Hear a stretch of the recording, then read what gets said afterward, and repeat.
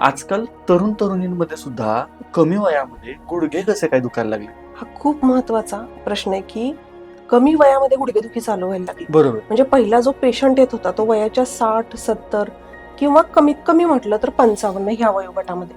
पण आता काय झालंय की 30 आणि 35 मध्येच आपल्याला गुडघेदुखीचे किंवा संधी विकाराचे पेशंट आहेत ते दिसून येतात. याच्या मागचं सगळ्यात महत्वाचं कारण जे होतं ते आपलं सांधेदुखीकडे होणारं रीतसर असं दुर्लक्ष. ओके. आणि कोणतेही सांधेदुखी होण्यासाठी 3च कारणं खूप महत्वाची असतात.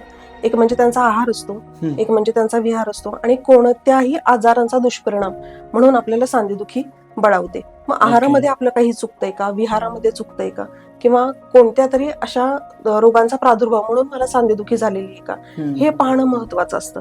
मग त्याच्यामध्ये काय चुकतंय माझं हे पाहिलं तर पुढे येऊ घातलेली सांधेदुखी म्हणजे 30-35 या वयोगटामधली होणार नाही.